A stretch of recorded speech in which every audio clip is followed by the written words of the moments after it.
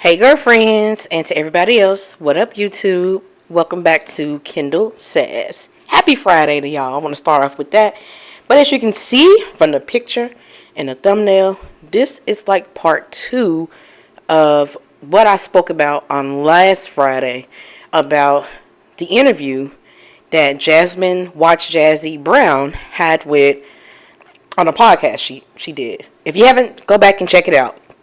So, y'all, I did not know until after I actually recorded last week's episode that she was talking about Cam Newton. I was like, what? And so I decided to just make a part 2 because I want to get my spill on this. And I'm going to tell you now. Well, you know what? Wait. Before I move any further, let me give you the evidence and give you everything first. Because just like the podcast host, Sean, I believe her name was, she was surprised at this side of Jasmine Brown. Many of us were. Because I'm like, I know I haven't seen a Jasmine Brown video on Instagram for a while now because of the algorithm and how it is. So someone tagged me on an old video of hers where she was stating the exact opposite of what she's doing. And so I went back and looked at a few more videos and like, I knew I wasn't crazy. She was totally different, or at least giving totally different advice to other women than what she is upholding with herself right now. I have my thoughts on why and whatever, but I want to first give y'all like the ground first. I'm going to show you 3 videos of hers of what she's stating about dating, standards, relationships, and all that. So, here we go. Hold on. Hey besties. I know I'm gonna offend some people, but trust me, this is coming out of love. This message is for all the pick-me's. Pick-me's are women who try to do everything right just so a man can choose me. Yeah, cut that shit out. Cause I'm gonna keep it real with you. Men already know what they want in a woman and who they want.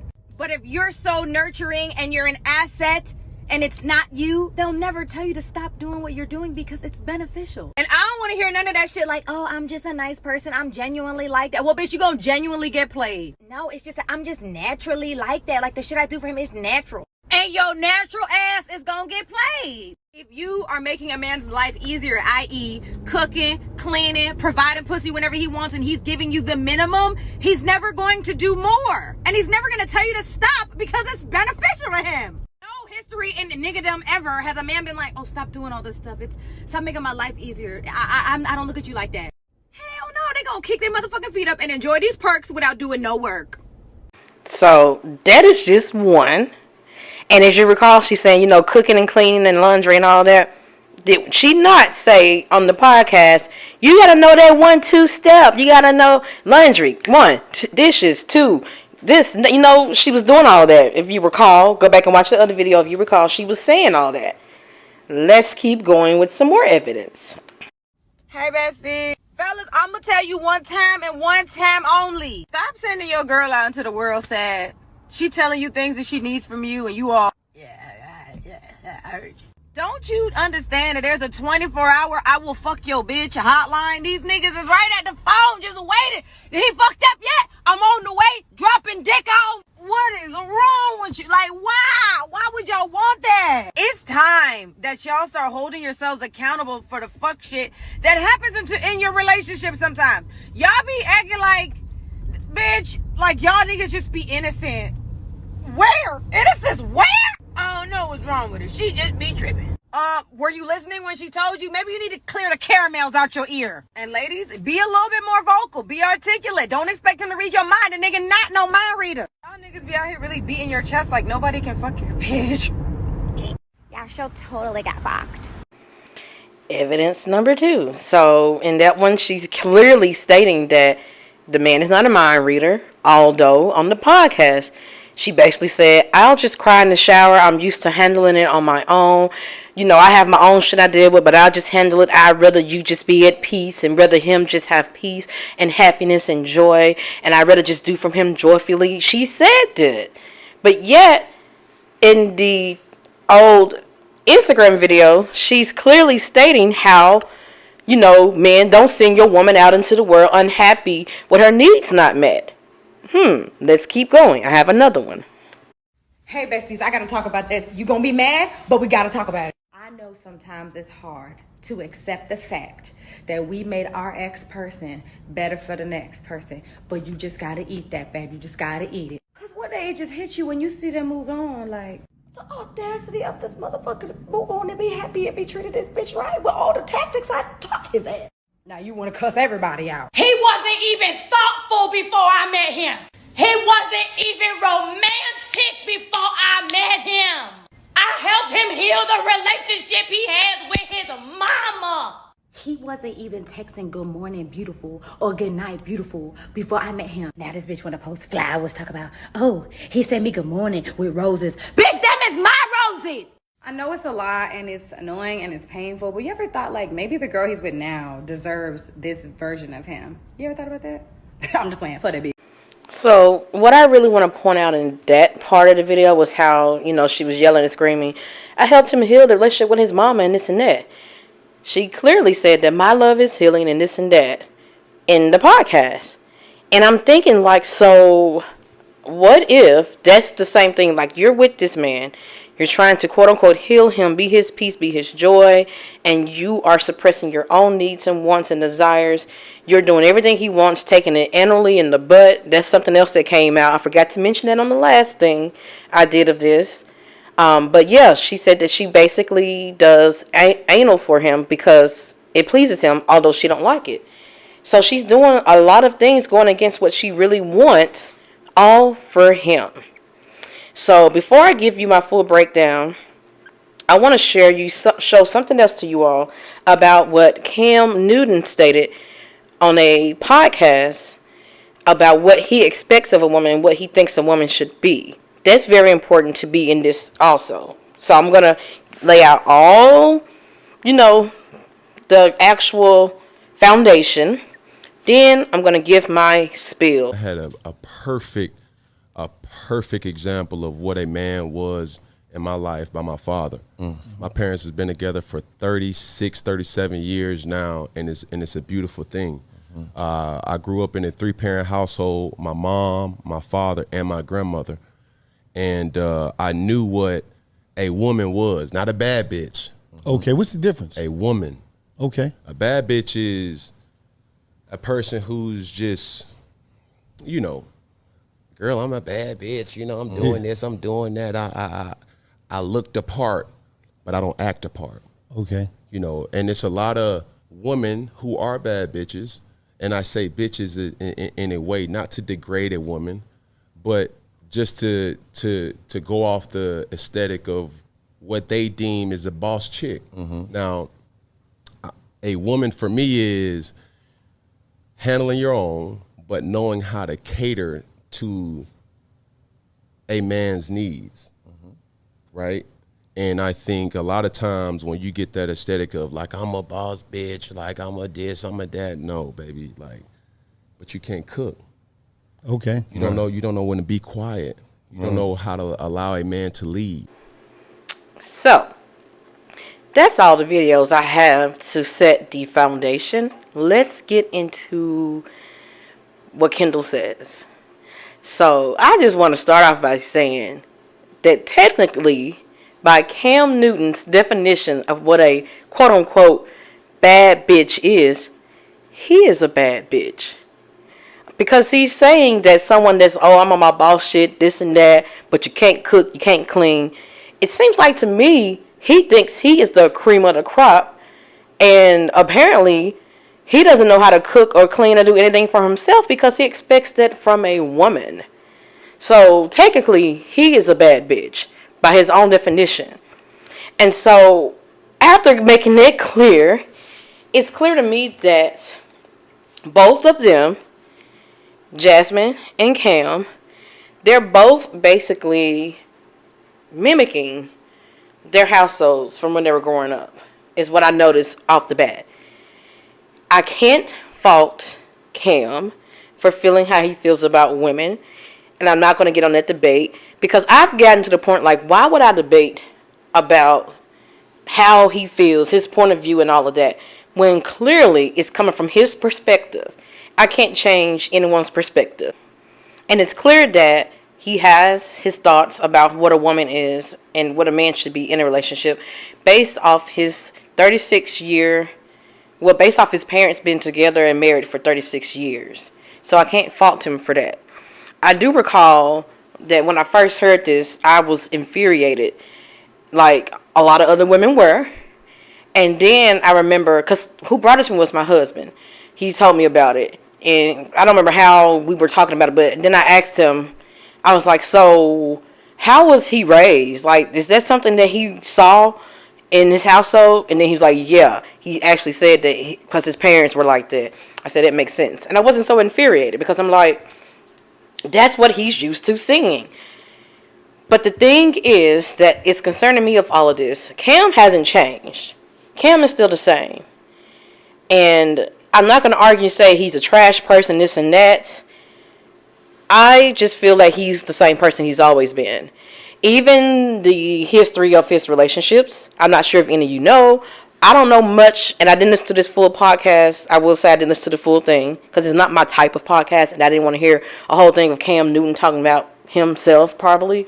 But anyway, I realized that... Shit, where was I going? Oh, yeah, I was saying that he has a dating history of cheating on the women he was with, treating them basically, I guess, like garbage from what I've read in some different articles and whatnot. I wasn't able to find very much, but the main gist is that he did his baby mothers wrong, and he has, like, I think 4 to 7 kids. That was hard to realize as well. I couldn't find a lot of information out, or maybe I just didn't dig enough or didn't feel like digging enough, because that's beside the point. What I feel like was probably happening in those relationships is that everything started off great and good and well because they were probably catering to his needs like he expects and wants. But it's only so much that a woman can do before she just grows tired. And I feel like because he's not changing, and he's not, why should he? That's who he is. These women, this is what I'm gathering. The women are the ones changing. But for good reason. Because the thing is, I'm pretty sure what's happening here with Jasmine and him is that she probably maybe has never been with a professional athlete. I couldn't get much of her dating history, and it's because there wasn't much about it. Maybe because she hasn't dated anyone in the limelight like this. But it seems Cam comes into just him alone wanting her, choosing her, seems to be enough for her to change her ways. And that's maybe what all these other women are doing. He is a professional athlete. I think his net worth is like 75 million. He makes like 10 million a year, something like that. I could be off. I mean, come on now. A lot of women are getting head over heels for that alone. And so they come in, the relationship starts with him being on the pedestal. And I think he is used to being on the pedestal. It seems like from his parents' marriage, he's taking that into account, thinking that, okay, I got to be the leader on the pedestal. I'm the bad bitch, quote unquote. I'm the king in this relationship. I'm the leader. You abide by my rules. You do what I say, make my life easier. And in return, you get me. That seems to be what it is. And for some ladies, that's enough. Because he's Cam motherfucking Newton in their eyes. But I want to kind of not get off track, but I want to now more so lead into talking to my girlfriends about this.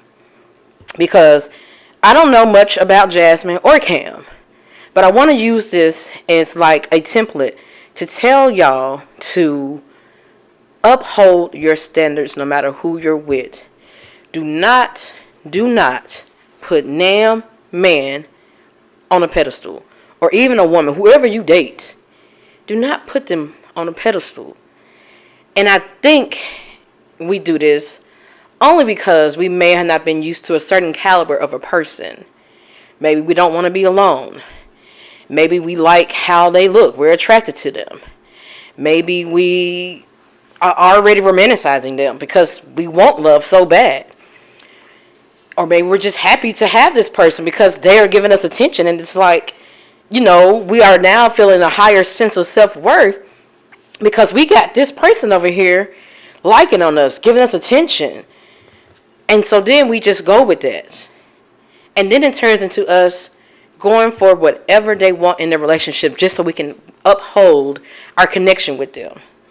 And so it means we slowly see ourselves changing our mindset, changing our standards, bending our boundaries, bending what we want just to keep them. Because we feel they're so worth it because we've put them on this pedestal.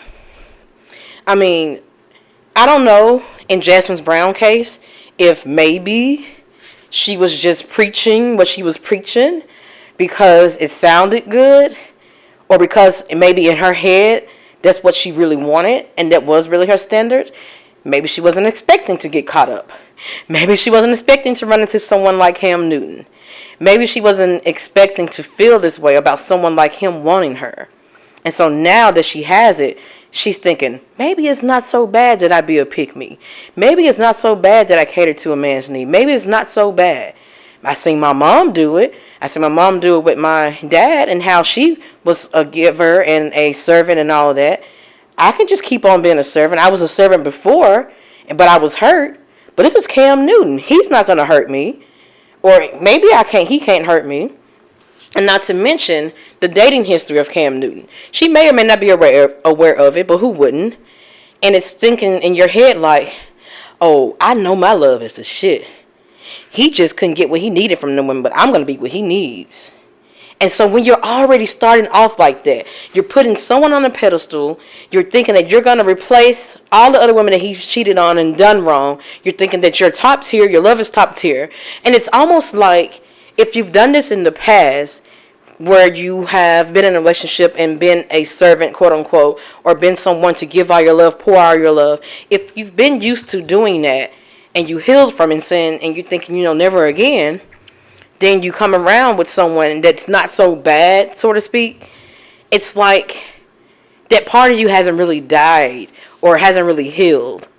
You tried, but now someone has kind of like, you got another test that's came and hit you in the face, and it's not looking as bad as the ex. So you're thinking like, okay, this is different. I can be that same woman I was before. So it makes me almost wonder if that's who she wants to be in a relationship or not. And so what I want to say to my girlfriends listening is that when you have your standards, hold true to them and understand that you can't run anyone off that is really for you. Don't revert to your old ways or don't revert to who you was before thinking that it's going to be different this time. Because like I said before, it is only so long that you can go without being important to, without being able to speak up for your needs, without being able to say how you feel. It's only so long, so many times you can cry in the shower dealing with your own shit because you can't take it to your partner out of fear that you're going to no longer have a peaceful environment. You got to have someone that wants to do conflict resolution with you, someone that actually wants to care about you, someone that actually cares about how you feel, that wants to cater to your needs as well. You don't only have to cater to that person's needs in that relationship. Your needs matter too. It's only so much you can do and pour into someone before you feel depleted because they're not pouring into you the same. So now any feelings you get, so you're dealing with all of your shit and their shit, but still trying to be joyful. How long can you keep that up before you snap? And then what happens? You start to change because you realize you can't uphold that because it's a lot and it's heavy on you. You start to change. You start to speak up for how you feel. You start to say, I don't like this, or hey, I'm having this problem, or hey, I need this from you. That's when they're like, what the fuck? The guy that you're dating or whoever you're dating, that's when they're like, what the fuck? Like, why is you changing on me? You turned into a bad bitch. You don't feel like cooking today because you got some shit going on? What is going on with you? Also, now I got to cater to your needs too? Also, now I got to do some work in this relationship? What is wrong with you? Why are you doing this to me? You're the problem now. And it's because you're changing. And it's because you weren't really yourself in the beginning to begin with. He has always been himself. He has always been the same. So now when you change, it's a motherfucking problem. And so that's what I'm saying. This is not really just about Jasmine and Cam. I don't know the whole insides and out. All I can say is, Jasmine, if you ever need some coaching, girlfriend, after this, I do offer coaching on my patreon.com/I'veBeenThatGirl2. I do offer coaching. And hey, we can maybe even do a sit down because I honestly feel for her. I really, really do. I'm not going to the business of calling her any type of names, calling her a weak, none of that bullshit. I'm not going to call him names, call him trash and shit because he's clearly just being who he is, which is not the type of person that I would want to be in a relationship with, but maybe somebody else do. But I'm saying, I've been this girl before. My last ex I was with, I felt like the luckiest fucking woman in the world to have this tall, handsome, attractive, a little rugged around the edges guy that walks into a room and everybody loves. He just fills the room up with laughter. He was just this man. I had him on a fucking pedestal. And I got so excited because he paid me attention. He flirted with me. He told me I was beautiful. He told me he wanted me. He told me he was going to take me from my man. All of that. I talked about this in my book, Toxic X Chronicles, John. Shameless plug. Check out the link in bio or I'veBeenThatGirl2.net to read about it. It's really good. It's 5 stars, by the way. Everybody loves it. I'm not even trying to brag, but for real, it's a page turner. But anyway, back to what I was saying. I got caught up like that. And it's like you slowly lose yourself because it's like, I want this person to keep on stroking this ego like they're doing of me. I want this person to want me, to keep on wanting me, to keep on choosing me. I want to keep this person. And then it becomes you trying to keep them. And they don't have to do much to keep you. So think about it. If they don't have to do much to keep you, you're not getting much, but you're giving much. And so the more, it's like you're, think about 2 glasses coming together full. And then you are just pouring and pouring and pouring into them. And their glass is overflowing. And they just have enjoying life. They just enjoying the shit. Laid back, kick back, having fun. Thinking ain't nothing wrong. Doing what the hell they want. Taken from you. And you just becoming depleted and depleted and depleted. It's only so long before you start to feel resentful for that shit. And then that's when the problems arises. Now, if she feels like she can keep on tolerating it... and she feels like she can keep on crying in the shower and handling her own problems on her own, doing the anal, doing whatever he wants, whenever he wants it, cooking, cleaning, laundry, all of this for a man she is not married to. If she feels she can keep on doing this, so be it. But I will say, don't expect to keep a man that doesn't want to be kept.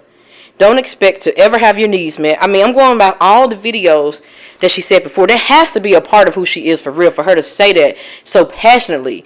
And I'm referring to the actual videos that I played in this YouTube video. That has to be a part of her somewhere deep down for her to say that so passionately and to express it. And not to mention, when she was on the podcast, she mentioned how she have given so much before and was hurt and abused and whatnot, and taken for granted and advantage of. So I'm pretty sure she learned some tough lessons from all of that. And she was expressing them and what she would never do again. But now she's doing it again. But I guess because he is Cam Newton. And I'm pretty sure it didn't seem like he was abusing her in any type of way. But she clearly, for sure, is going without having her needs met. She is not speaking her needs out. And she's not speaking up for herself. Like she so claimed in the video that I played, the second one, to where you need to speak your needs out. It was second or third, but you know what I mean. So she's not doing it here.